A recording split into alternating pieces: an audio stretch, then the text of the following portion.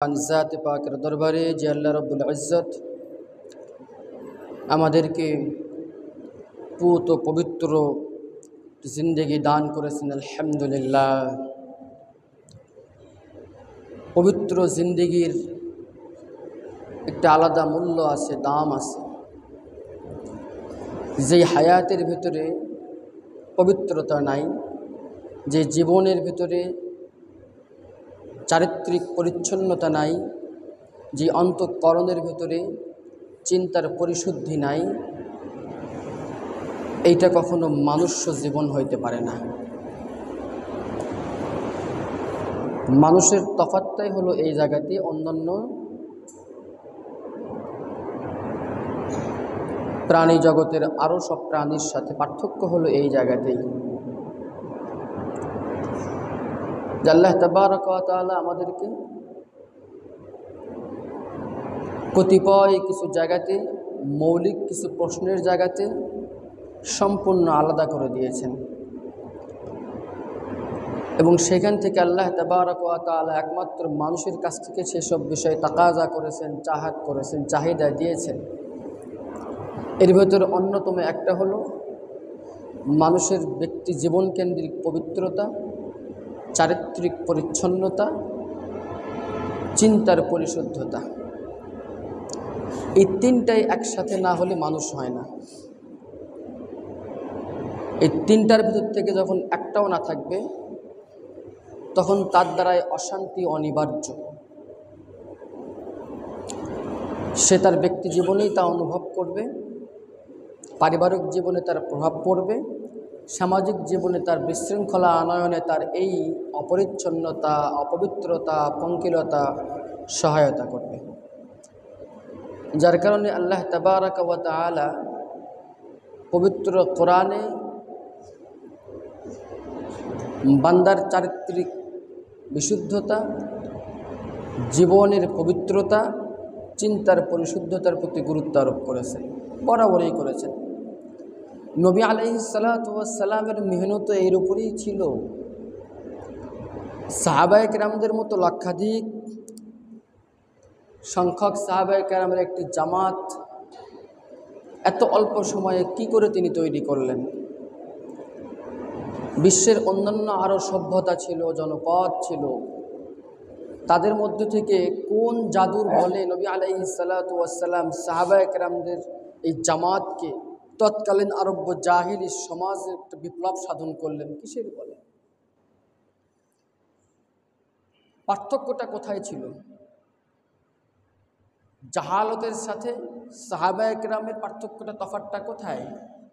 ওই সমাজের সাথে ইসলামী সমাজের পার্থক্য কোথায়? আবু জেহেলের সাথে মুহাম্মদের পার্থক্য কোথায়? আবু জেহেলের সাথে মুহাম্মদের পার্থক্যটা কোথায়? গরবা सूरत आदमी इंसाब दे, गरबा सूरत आदमी इंसाब दे, अहमद वो जहल हम एक साब दे। যদিও দেখতে একই রকম, খায়, পান করে, সংসার করে, ঘুমায়, কথা বলে, সবই তো ঠিক। এই দৃষ্টিকোণ থেকে নবী মুহাম্মদুর রাসূলুল্লাহ সাল্লাল্লাহু আলাইহি ওয়াসাল্লাম আর আবু জেহেলের ভেতরে কোনো তফাৎ ছিল? বরং রক্তের সম্পর্ক ছিল, আত্মীয়তার সম্পর্ক ছিল, একেবারে এক বংশের লোক ছিল তারা। এবং জাহিলি সমাজের আগে, ইসলামের প্রাক ইসলামিক যুগে বা ইসলামের বিপ্লবের আগে, এই আবু জেহেল, উতবা, শাইবা, আবু লাহাব তথা বনু হাশেম শুধু আরব্য সমাজেই নয়, মক্কা কেন্দ্রিক সমাজেই নয়, সারা বিশ্বের ভেতরে তৎকালীন যত সভ্যতা ছিল, সকল সভ্যতার মাঝে নামি দামি মানুষ ছিল, সভ্য মানুষ ছিল, সভ্য মানুষ ছিল। অথচ ইসলাম আসার পরে এই লোকগুলোকেই বা এই লোক সমাজকেই, এই সময়টাকেই, ইসলাম আসলো আর তার আগের যে সময়টা ছিল, এই সময়টাকে বলা হলো জাহালত, আইয়ামে জাহিলিয়াহ, অন্ধকারাচ্ছন্ন যুগ। আবু জেহেল নাম ছিল আবুল হিকাম, জ্ঞানীর পিতা, বেচারার নাম হয়ে গেল আবু জাহাল, মূর্খের বাপ। আবু লাহাব নেতৃস্থানীয় ব্যক্তি ছিল। উতবা, সাইবা, আবু সুফিয়ান, সবাই। তাদের ভিতরে কিছু গুণাগুণও ছিল। তারপরও কি কারণে, কিসের বলে এই সামান্য সময়ের পরিবর্তনের, সময়ের পার্থক্যের কারণে তাদের এই সময়টাকে নাম দেওয়া হলো আইয়ামে জাহিলিয়া, অন্ধকারাচ্ছন্ন যুগ বা অন্ধকার যুগ। আর এদের এই নেতৃস্থানীয় ব্যক্তিবর্গকে বলা হলো জাহেল। তফাৎটা কোথায়? আদমিরা আদমিয়ত লাজিমাস্ত, আদমিরা আদমিয়ত লাজিমাস্ত, উদুরা গরবুনা বাশাতহ জামা। আসলে মানুষের জন্য মানুষত্বের কিছু গুণাগুণ অর্জন করা আবশ্যক। মানুষের জন্য মানুষত্বের কিছু গুণাগুণ অর্জন করা আবশ্যক, যেইগুলো না হলে তাকে মানুষ বলা যায় না। প্রাণীগুলোর একটা অন্যতম প্রাণী বলা যায় মাত্র। আতরের শিশির ভিতরে আতরের গন্ধ থাকাও আবশ্যক, না হলে এটাকে আতর বলা চলে না। কারণ আতর শব্দটার অর্থই হলো সুঘ্রাণ, সুগন্ধি, সুগন্ধি থাকতে হবে। তো সাহাবা একরামদের মাঝে কিসের তফাৎ ছিল? তফাৎটা ছিল হলো ব্যক্তি জীবনের পবিত্রতা, চারিত্রিক পরিচ্ছন্নতা, চিন্তার বিশুদ্ধতা ও পরিশুদ্ধতা। নবী আলাইহিস সালাতু ওয়াস সালাম প্রথমে চিন্তায় আঘাত করলেন, চিন্তাকে পরিশুদ্ধ করলেন। কারণ মানুষের ভেতরে যে মাথা দিয়ে দেওয়া হয়েছে এটা আর কাউকে দিয়ে দেওয়া হয়নি। আর শুধুমাত্র এই চিন্তা করার ক্ষমতাটা আল্লাহর কাছে এত দামি, এত দামি, যে যার কারণে এই শুধুমাত্র চিন্তার শক্তি থাকার কারণে, ভালো মন্দের পার্থক্য বোধ থাকার কারণে, হক আর বাতিলের ভেতরে তফাৎ করতে পারার যোগ্যতার কারণে আল্লাহ তাবারক ওয়া তাআলা জান্নাতের ওয়াদা করছেন। আর এইখানে যদি কেউ ব্যর্থ হয়ে যায় তাহলে তাকে জাহান্নামের ওয়াদাও করছেন। গরু কেউ করে নাই, কোনো প্রাণী কাউকে কি করে নাই, এই সমস্ত কিছু বলে নাই যে তোমরা এটা করলে এটা দেবো, এটা করলে এটা দেবো না। বরং দুনিয়ার সব কিছু বান্দা তোমার জন্য, কারণ কি তুমি চিন্তাশীল একজন মানুষ, চিন্তা করার ক্ষমতা তোমার ভিতরে আছে। চিন্তার পরিশুদ্ধি না হলে ব্যক্তি জীবনের পবিত্রতা, চারিত্রিক পরিচ্ছন্নতা, দুটার কোনোটাই অর্জন করা সম্ভব না। চিন্তার পরিশুদ্ধিটা আগে জরুরি। চিন্তা শক্তি এত দামি আল্লাহ তাবারক ওয়া তাআলার কাছে। তফাৎটা করছেন শুধু এই একটা এলিমেন্ট দিয়েই। বর্তমান সময়ে অনেক কিছু আবিষ্কার হইতে পারে, তারপরও সবই মানুষের নখদর ফলে। মানুষের চিন্তা করার, নতুন নতুন কিছু অ্যাক্টিভ করার যে ক্ষমতা, এটা অন্য কাউকে দিয়ে দেওয়া হয় নাই। আর্টিফিশিয়াল ইন্টেলিজেন্স বাড়াইছে এখন, এআই বলা হয়। এটা অতটুকুই করতে পারতেছে যতটুকু মানুষ তাকে দিয়ে দিছে। একেবারে নিজের থেকে স্বেচ্ছা প্রণোদিত হয়ে নতুন কিছু চিন্তা করার ক্ষমতা এর নাই। যত কথাই বলুক, এটা কিয়ামত পর্যন্ত হবেও না। হ্যাঁ, একটা রোবোটিক যন্ত্রকে বিস্তর ধারণা দেওয়া যেতে পারে। মনুষ্য সমাজে, মানব জীবনে যা যা প্রয়োজন হতে পারে, এই ধরনের চিন্তাকে একটা কন্ট্রোলার আকারে তৈরি করে তার ভিতরে ইনস্টল করা যেতে পারে। এর বাইরে যে চিন্তা করার ক্ষমতা আর থাকবে না। অ্যালগরিদম মিলতে হবে, তার সাথে ওই রকম যা মিলবে এতটুকু পর্যন্ত করে, কিন্তু মিলানোর একটা সীমা থাকবে। যারা সায়েন্সের ছাত্ররা আছেন তারা ভালো বুঝবেন এটা। যা হোক, তো নবী আলাইহিস সালাতু ওয়াস সালাম প্রথমে চিন্তার পরিশুদ্ধতা আনয়ন করলেন। লা ইলাহা ইল্লাল্লাহ দাওয়াতটা ছিল হলো চিন্তাকে বিশুদ্ধ করা। ওয়ালা ইন সাআলতাহুম মান খালাকাস সামাওয়াতি ওয়াল আরদা লা ইয়াকুলুনাল্লাহ। তাদেরকে জিজ্ঞাসা করেন আসমান জমিন কি তৈরি করছে, বলে আল্লাহই করছে। লা ইয়াকুলুনাল্লাহ, তারা অবশ্যই এ কথা বলবে যে আল্লাহ তৈরি করছে। তাহলে সমস্যা কোথায়? বলে সমস্যা আছে। কি সমস্যা? তারা মনে করে যে আল্লাহর সাথে আরো কিছু সহযোগী দরকার, যারা আল্লাহ পর্যন্ত পৌঁছাবে। অথচ আল্লাহ বলতেছেন উদউনি আস্তাজিব লাকুম, কোনো মাধ্যম লাগবে না, আমার কাছে চাও, সরাসরি আমার ইবাদত করো, সরাসরি আমার আরাধনা করো, আমার উপাসনা করো। একত্ববাদী চিন্তায় তুমি তোমার চিন্তাকে পরিণত করো। যখন তুমি একজনকেই মেনে নিলা, তাকেই ওভারঅল সব কিছুতে মেনে নিলা, সকল কিছুর ক্ষমতাধর বিধান প্রণেতা আইন প্রণেতা মেনে নিলা, তোমার চিন্তাটাকে অ্যাকসেপ্ট করে নিল, গ্রহণ করে নিল, এর পরবর্তীতে তাহলে তার পক্ষ থেকে যে বিধানগুলো দেওয়া হবে এই বিধানগুলো মানতে তোমার জন্য সহজ হবে, তোমার ব্যক্তি জীবন পবিত্র হবে, তোমার আখলাক পরিচ্ছন্ন হবে। সুবহানাল্লাহ। যদি আমি আল্লাহ তাবারাক ওয়া তাআলাকে সর্বোপরি ইলাহ বলে মেনে নিতে সমর্থ না হই, আমার মনের ভিতরে কোনো ধরনের তারাদ্দুদ সন্দেহ থেকে যায়, তাহলে তার পক্ষ থেকে আনিত বিধানও আমার কাছে কি মনে হবে না, অ্যাপ্রোপ্রিয়েট পারফেক্ট মনে হবে না। আর যখন এইটা মনে না হবে তখন সাইড থেকে আমি অন্য কোনো বিধানকে উত্তম মনে করব, অন্য কোনো বিষয় আশয়কে আমি ভালো মনে করব। আর যখন এইগুলোকে গ্রহণ করব তখন আমার ব্যক্তি জীবনের পবিত্রতা বিনষ্ট হবে, পরিচ্ছন্নতা নষ্ট হয়ে যাবে। চিন্তার পরিশুদ্ধতা দরকার যে আমার সব কিছু আল্লাহর জন্য, আর আল্লাহ তাবারক ওয়া তাআলা যত নিয়ামত দিয়েছেন তা সব আমার জন্য, তা সব আমার জন্য। সুতরাং আল্লাহ তাবারক ওয়া তাআলার পক্ষ থেকে যত বিধান আছে এই বিধানগুলো আমাদেরই কল্যাণের জন্য। সাহাবায়ে কেরামের মাঝে এই বিশ্বাস বদ্ধমূল ছিল। পরিবর্তনটা এখানে, যখন তাদেরকে লা ইলাহা ইল্লাল্লাহ, আল্লাহই একমাত্র সব, বিধান একমাত্র তিনিই দিতে পারেন, কল্যাণ অকল্যাণের মালিক একমাত্র তিনিই, আইন তার পক্ষ থেকে আসবে এবং এটাই কল্যাণকর, এই বিশ্বাস যখন সাহাবায়ে কেরামদের মাঝে বদ্ধমূল করতে পারছে, এরপরে নবী আলাইহিস সালাতু ওয়াস সালাম যতগুলো বিধান আল্লাহর পক্ষ থেকে বলছেন, সাহাবায়ে কেরাম রিজওয়ানুল্লাহি তাআলা আলাইহিম আজমাইন সবগুলোকে সাথে সাথে কর্মে বাস্তবায়ন করেছেন। সুবহানাল্লাহ। যার কারণে কি হয়েছে, যেই জাহিলি সমাজে তারা সৎ মার সাথে বৈবাহিক সম্পর্ক করাকে জায়েজ মনে করত, জিনা ব্যভিচার যেখানে নিত্যদিনের কর্মকাণ্ড ছিল, কাবা ঘরকে তওয়াফ করে মানে উলঙ্গ হয়ে তওয়াফ করাটাকেই সব মনে করত, সভ্যতা মনে করত, বেশি আদবের মনে করত, এরাই যখন জানলো যে ব্যভিচার এটা হারাম, বৈবাহিক সম্পর্ক কায়েমের ক্ষেত্রে সুনির্দিষ্ট ইসলামের বিধান আছে, তখন তারা এটাকে ছেড়ে দিল। এটাকে ছেড়ে দিল। ছেড়ে দেওয়ার কারণে কি হয়েছে, ব্যক্তি জীবনে যেমন পবিত্রতা অর্জন হয়েছে, চারিত্রিক পরিচ্ছন্নতা অর্জন হয়েছে। সৎমা ইত্যাদি বা পারিবারিক যে সমস্ত মাহারাম গায়রে মাহারামের সীমা আছে এগুলোর ভিতরে রেস্ট্রিকশন দেওয়া আছে যেগুলো, সেগুলো তারা মানতে শুরু করেছে। এতে করে ব্যক্তি জীবন তাদের পবিত্র হয়েছে।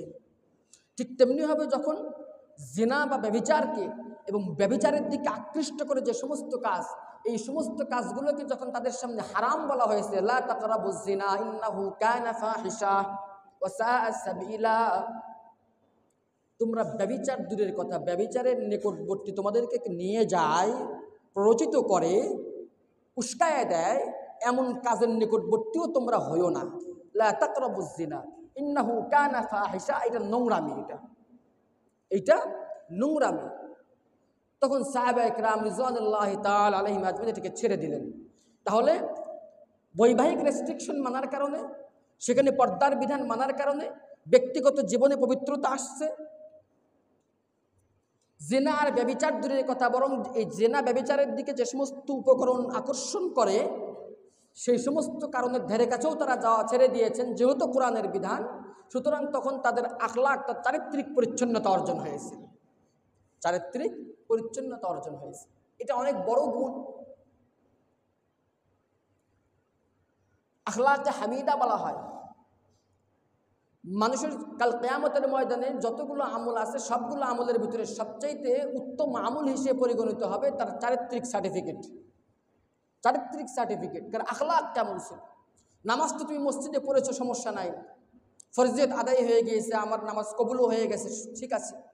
তুমি তোমার একান্ত জীবনের তোমার চরিত্রকে কতটা নেট অ্যান্ড ক্লিন রেখেছো, তোমার চিন্তার জায়গা থেকে তোমার চিন্তাটাকে কতটা পরিশুদ্ধ রেখেছো, তোমার ব্যক্তি জীবনটাকে কতটা পবিত্র রেখেছো, এটা তো আমি আল্লাহ জানি, আর একমাত্র তুমি জানো, আর বাইরে কেউ জানে না। কারণ তুমি পবিত্র না অপবিত্র তোমার স্ত্রীও জানে না। তুমি তোমার চরিত্রকে বাইরে কোথাও খোয়াইলা বিক্রি করে দিয়েছো কিনা তোমার স্ত্রীও টের পায় নাই, কিন্তু আমি আল্লাহ জানি। সুতরাং যেটা একমাত্র তোমার ইখতিয়ারে, যার মালিকানা একমাত্র তুমি, যার পাহারাদার একমাত্র তুমি, তুমি চাইলেও অনেক কিছু করতে পারতে, কিন্তু যেহেতু তোমার চিন্তা বিশুদ্ধ, আমাকেই তুমি তোমার সব কিছুর অথরিটি মনে করেছো, মেনে নিয়েছো, এরপরে নিজের জীবনকে পবিত্র রেখেছো, চরিত্রকে পরিচ্ছন্ন রেখেছো। সুতরাং আজকে কিয়ামতের ময়দানে তোমার এই চরিত্র নির্মল, এই চরিত্রের দাম অনেক বেশি। নির্মল চরিত্রের দাম অনেক বেশি। আর আল্লাহ তাবারক ওয়া তাআলা এই কারণে চরিত্র যেখানে বিনষ্ট হয়, ফাহিশা কাজ যেগুলো আছে এইগুলো করা তো অবশ্যই গুনাহের, বরং এইগুলো যারা প্রচার করে, প্রমোট করে, ব্যবস্থা করে, এদের জন্য পবিত্র কোরআনে কি বললেন? ইন্নাল্লাযীনা ইউহিব্বুনা আন তাশিআল ফাহিশাতা ফিল্লাযীনা আমানু লাহুম আযাবুন আলীমুন ফিদ দুনিয়া ওয়াল আখিরাহ। নিঃসন্দেহে ইউহিব্বুনা আন তাশিআল ফাহিশা, যারা এই ফাহিশা কাজ, বেহায়াপনা, বেলাল্লাপনা, নোংরামো, বেপর্দাহীনতা, অশ্লীলতা, অশালীনতা, এইগুলোকে যারা প্রচার করতে, প্রমোট করতে পছন্দ করে,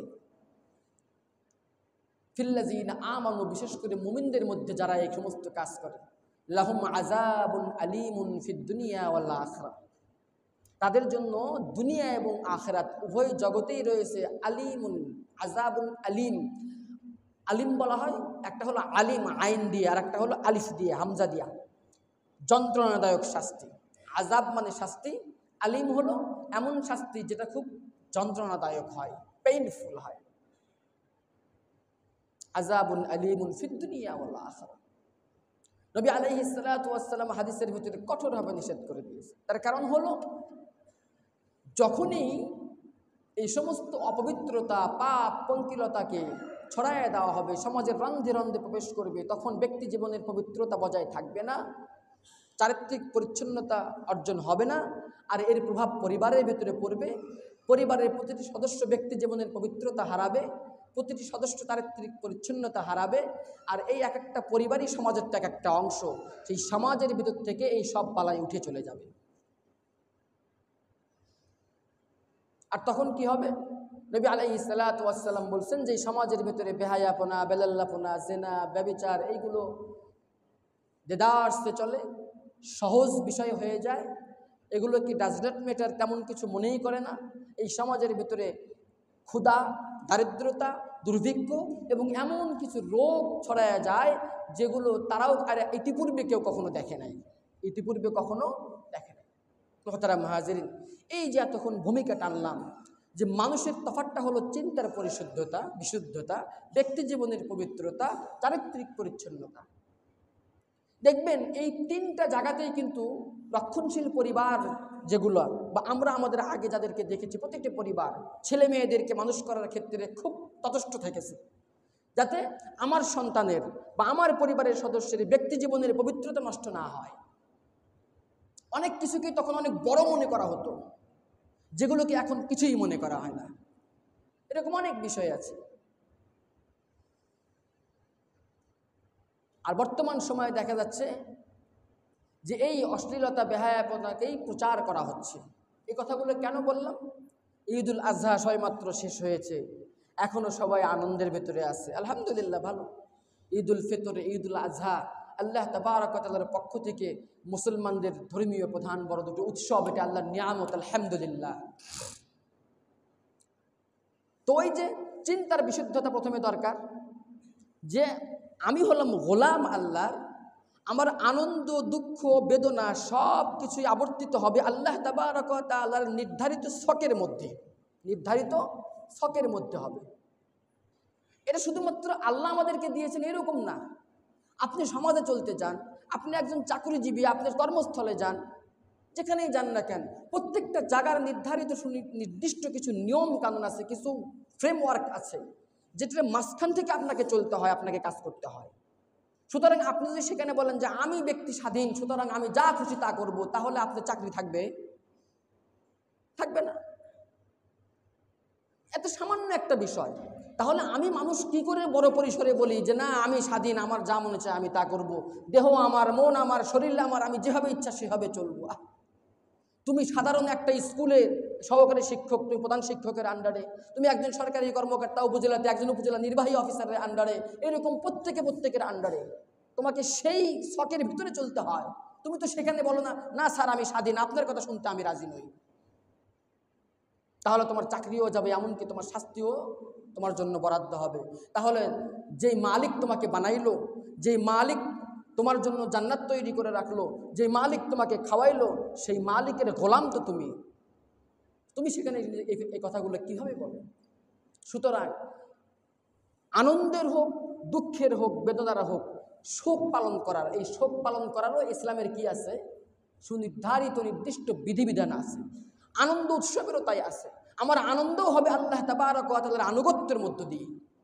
দুঃখজনক হলেও সত্য, আমরা আমাদের সমাজে আনন্দের নামে আমাদের ছেলে মেয়ে থেকে শুরু করে পরিবারের ছোট বড় সকল সদস্যদের যে সমস্ত আনন্দ উৎসব বা উদযাপন যে পদ্ধতিতে করি, এটা কি আসলেই আমাদের চারিত্রিক পরিচ্ছন্নতা অর্জনে সহায়ক হবে, নাকি এটাকে আরও বিসর্জন দিতে সহযোগিতা করবে?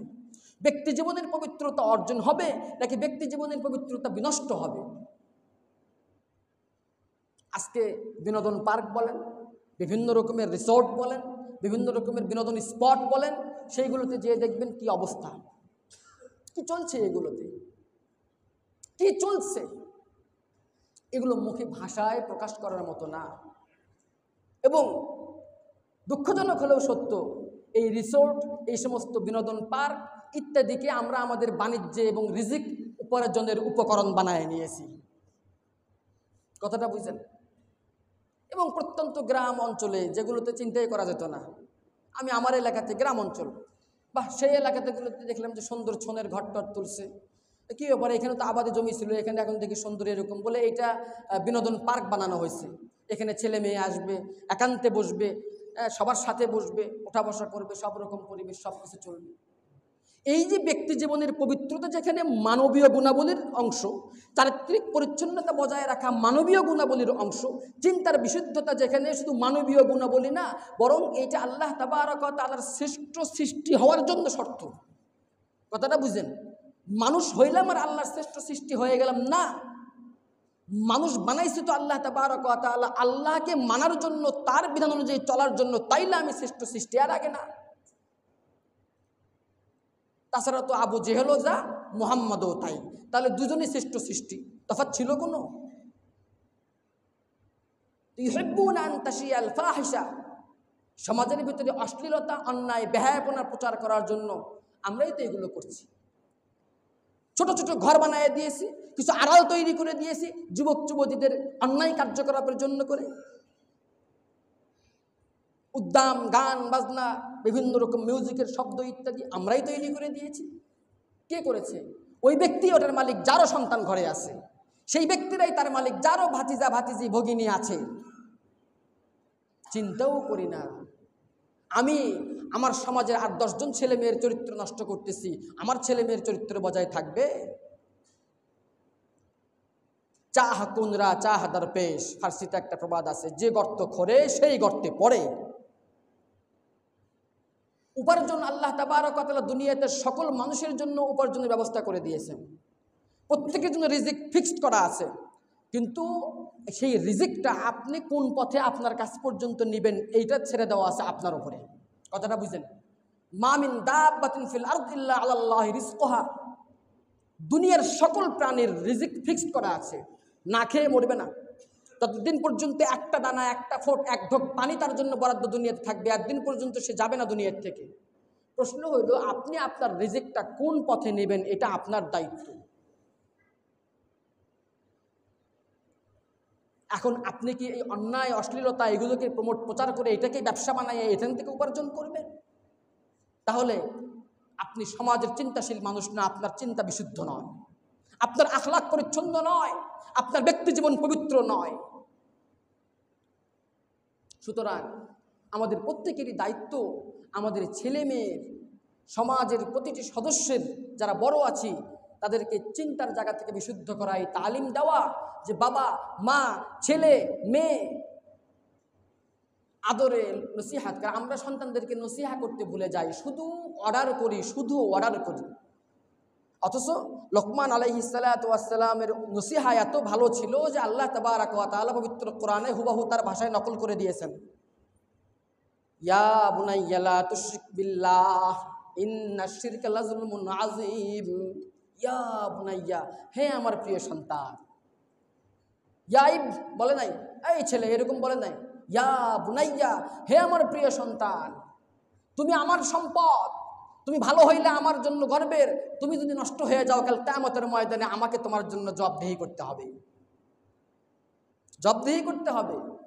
লা তুশরিক বিল্লাহ। তো আমরা আমাদের সন্তানদেরকে যদি আদর করে মোহাব্বতকে ডাক দিয়ে বলি, হে আমার প্রিয় সন্তান, হে আমার প্রিয় মেয়ে, একটু বসো কাছে, আসো দুটো কথা শোনো, আমরা শুধু চাপায়ে দেই। ইব্রাহিম আলাইহিস সালাতু ওয়াস সালামের নিদর্শন কুরবানি আদায় করলাম, উনি কি বলেছেন? ওখানেও ইয়া বুনাইয়া বলেছেন, ইন্নী আরা ফিল মানাম, ইয়া বুনাইয়া ইন্নী আরা ফিল মানাম, হে আমার সন্তান, প্রিয় সন্তান, আদরের সন্তান, তোমার জন্য আমি অনেক কিছু করি, মাথার ঘাম পায়ে ফেলে তোমার জন্য উপার্জন করি, তোমার স্বাদ আহ্লাদ মিটানোর জন্য আমি আমার নিজের পুরাতন কাপড়কে বিসর্জন দিই না, সেগুলোই পরি, কিন্তু তোমাকে নতুন পড়াই, তোমার মোবাইলের আবদার পূরণ করি, তোমার বাইকের আবদার পূরণ করি, তোমার পকেট খরচের আবদার পূরণ করি, তোমার সব রকম আবদার পূরণ করি। হে আমার ছেলে, একটু আমার কাছে বসো, একটু শোনো, লা তুশরিক বিল্লাহ, আল্লাহর সাথে শিরিক করিও না, আল্লাহ তোমাকে অনেক মহব্বত করে তৈরি করেছেন, সুতরাং আল্লাহর সীমারেখার বাহিরে যেও না। কয়দিন নসিহত করেছি? নসিহত করি নাই।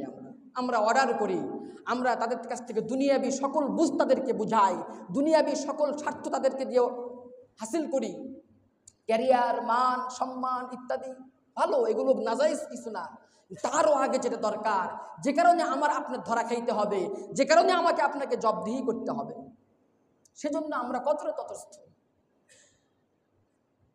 বিনোদন বললেই বিনোদন নয়, আনন্দ বলতেই আনন্দ নয়, মুমিনের আনন্দ তো হবে একরকম, গায়রে মুমিনের আনন্দ হবে আর এক রকম।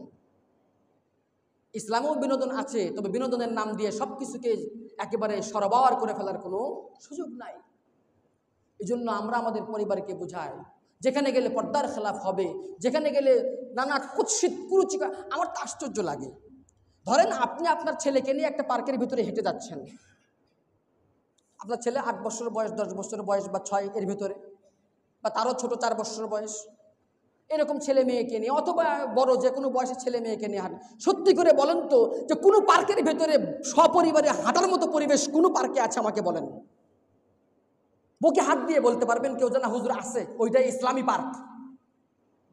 রাস্তার মোড়ে মোড়ে, অলিতে গলিতে, চিপাই চাপায়, ঝোপঝাড়ে যে দৃশ্যের অবতারণা হচ্ছে, সেগুলো কি আপনি আপনার সন্তান দুজনে কি একসাথে দেখতে পারবেন? আপনি কি প্রত্যাশা করেন যে এসব দেখার পরে আপনার সন্তানের চিন্তা পরিচ্ছন্ন হবে, ব্যক্তি জীবন নির্মল পবিত্র হবে, আখলাক শুদ্ধ হবে, পরিচ্ছন্ন হবে? আহা, অথচ এই সমাজেরই কিছু লোক, আমরা এই সমস্ত সুযোগ তৈরি করে দিয়েছি, ব্যবসার নাম দিয়ে, পার্কের নাম দিয়ে, বিনোদনের নাম দিয়ে। চিন্তাও করছি না আমারই ভাই ভাতিজি ভগিনী, আমারই সমাজ, আমারই ছেলে মেয়ে এখানে ঘুরপাক খাবে। হ্যাঁ, সেখানে বিশুদ্ধ কিছু করেন, ভালো কিছু করেন, সমস্যা নাই তো। আল্লাহ, অথচ যাদের জন্য এত কিছু করছি, তারাই কাল কিয়ামতের ময়দানে ইয়াউমা ইয়াফিরুল মারউ মিন আখিহি ওয়া উম্মিহি ওয়া আবিহি ওয়া সাহিবাতিহি ওয়া বানিহি, কাল কিয়ামতের ময়দানে ভাই ভাইকে ভুলে যাবে, স্বামী স্ত্রীকে ভুলে যাবে, বরং উল্টা দোষারোপ করবে, বলে আরে তোমাদের আনন্দের জন্য তো এত কিছু করছি, তোমাদের পার্কে নিয়ে গেছি, তোমাদের জন্য এই করছি ওই করছি। বলে চুপ থাকো, তোমার উচিত ছিল আমাকে বলা, ইয়া বুনাইয়া লা তুশরিক বিল্লাহ, হে আমার সন্তান, আল্লাহর বিধানের বাইরে যেও না। এই শিক্ষা কি কখনো আমাকে দিয়েছেন? অতএব এখন চুপ থাকেন, আমি চিনি না আপনাকে, সেও চিনবে না, দুনিয়াতেই চেনে না, দুনিয়াতেই চেনে নাকি? ছাগল কাণ্ডে কারবার দেখছেন না? দুনিয়াতেই চিনতেছে না। আল্লাহ তাআলার কি অমোঘ নিদর্শন! মানুষ চিন্তা করছে হয়তো বা আজ থেকে 2 বছর আগেও বা আগেও, যে না এত আদর করে মহব্বত করে কি করলাম, তাই বলে কি ছেলে বাবাকে চিনবে না, স্বামী স্ত্রীকে চিনবে না, মা ছেলেকে চিনবে না? এটা কেমন কথা, আল্লাহর কেমন বিধান! প্রমাণ তো দুনিয়াতেই, সামান্য এক ছাগল কাণ্ডে বাপ ছেলেকে চিনতেছে না, সত্য মিথ্যা যেটাই হোক। এইরকম আরও অনেকে দেখবেন অফিসের ভিতরে বা যে কোনো জায়গাতে একজন দোষে পড়ে গেলে ওই দোষকে আর একজনের ঘাড়ে দিয়ে নিজে চুপচাপ, না স্যার আমি কিছু করি নাই, না আব্বা আমি কিছু করি নাই, করে কি না? কিয়ামতের ময়দানটাও এমনই হবে। এটা অতিরঞ্জিত বা অতিরিক্ত কোনো কিছুই না, এটাই নিয়ম। লা তাজিরু ওয়াজিরাতুন বিজরা উখরা, কারো বোঝা কেউ বহন করে না, কারো বোঝা কেউ বহন করবে না। এই জন্য মুহতারাম হাজিরিন, আল্লাহর ওয়াস্তে আমাদের ঈদের স্বকীয়তা, আমাদের আনন্দের বৈশিষ্ট্য যে আলাদা আছে, এগুলোকে বজায় রাখি। আমি যে মুমিন এটা আমার কর্মে, আমার ধ্যানে, আমার জ্ঞানে, আমার চিন্তায় এগুলো প্রস্ফুটিত হোক, আমার থেকে ঈমানের আলো বিচ্ছুরিত হোক, আমার ঈমানটা দপ করে নিভে না যাক, আমার হকটা নির্বাপিত হয়ে না যাক বাতিলের আচ্ছন্নতার কারণে। এটা চিন্তার বিষয়। কারণ নবী আলাইহিস সালাতু ওয়াস সালাম সাহাবায়ে কেরামদেরকে এভাবেই আলাদা করেছেন। নবী আলাইহিস সালাতু ওয়াস সালামের ইসলামের যুগ তার আগের যুগ আইয়ামে জাহেলিয়াত থেকে এভাবেই আলোকিত যুগে পরিণত করেছেন। তার বিপ্লবটা এভাবেই সাধিত হয়েছে। এক নম্বর চিন্তার বিশুদ্ধতা, চিন্তার ভিতরে মাওলা আর মালিককে একচ্ছত্র অধিপতি বানাইছে। এরপরে তারই বিধান মেনে নিজের ব্যক্তি জীবনকে পবিত্র রাখছে, ব্যক্তি জীবনে সকল বিধানকে বাস্তবায়ন করেছে এবং নিজের আখলাককে পরিচ্ছন্ন রেখেছে। যার কারণে সাহাবায়ে কেরামদের উপরে আল্লাহ বলেছেন রাদিয়াল্লাহু আনহুম ওয়া রাযু আন, তারাও আল্লাহর বিধানকে মেনে রাজি আর খুশি, আমি আল্লাহও তাদের উপর রাজি আর খুশি। আর এইভাবেই যদি দুনিয়ার থেকে যেতে পারি তাহলে কাল কিয়ামতের ময়দানে নবী আলাইহিস সালাতু ওয়াস সালাম হাউজে কাউসারের পারে গলায় লাগায় নেবেন, না হলে বলবেন সুহকান সুহকান লিমান গায়্যারা বাদি, দূর হয়ে যাও আজকে যারা আমি দুনিয়ার থেকে চলে আসার পর ইচ্ছা মতো নিজের জীবনকে বিসর্জন দিয়েছে। আল্লাহ তাবারাক ওয়া তাআলা আমাদের সবাইকে ঈমান ও আমলের সাথে থাকার তৌফিক দান করুক। আল্লাহুম্মা আমিন। ওয়া আখিরু দাওয়ানা আলহামদুলিল্লাহ।